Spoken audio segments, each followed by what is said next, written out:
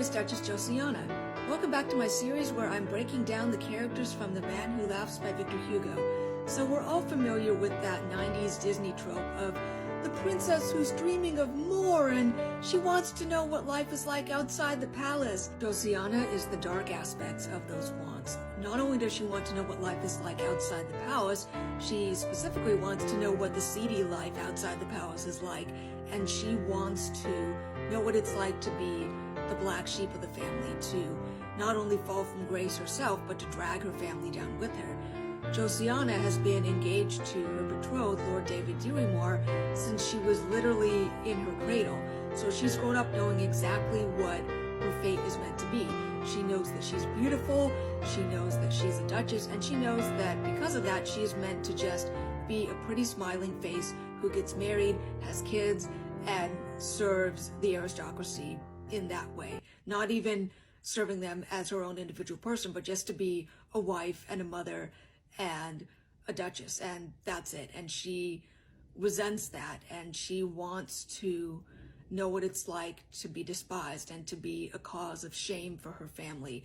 But until she attends Gwynplaine's performance, she isn't quite sure how to do that. But once she sees Gwynplaine, she's like, he will be my fall from grace. And she is both attracted to Gwynplaine's disfigurement and repulsed by it.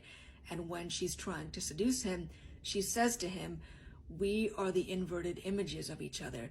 Your monster is on your face. My monster is inside of me, but no one sees that because they just see me as the Duchess, this beautiful creature that no one can touch because I'm up on this pedestal, and I hate that. I want to fall from grace. I want to disgrace my family. She has this fantastic line where she's throwing herself at Gwynplaine and she says, do what you want with me. I am made for Jupiter to kiss my feet and for Satan to spit in my face. That's who Josiana views herself as. She knows she's beautiful, and yet she also despises that beauty because that's all she is viewed as, is just this beautiful, empty-headed creature. So when I describe Josiana as, imagine if Princess Jasmine was really embittered. I'm saying that as kind of a joke, but also kind of not kidding, because Josiana is the dark aspects of women who are boxed into just be pretty and smile, just be a wife and smile, just be a mother and smile. And she not only resents the people telling her that, but she grows to resent herself because of that. So Josiana is a fantastic character. She's so much fun to play with. I love writing her dialogue and figuring out who she is, because she's really sassy. Like, Josiana is the half-sister of Queen Anne. And to be clear, we're talking about the actual Queen Anne of England who really existed, but Josiana is a fictional character. Josiana and Queen Anne, they shared the same father, King James II.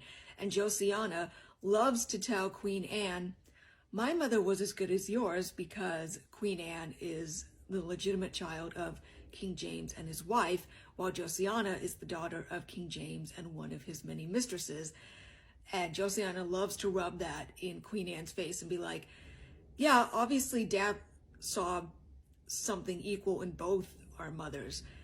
And she loves to taunt Queen Anne with that, because Queen Anne does not like Josiana because they're about 20 years apart, and Josiana is beautiful. She's hot stuff. Everybody at the court loves her beauty. And Queen Anne, she's jealous of Josiana, but she's also like, if we weren't sisters, I might like Josiana. That's the kind of dynamic between the two of them.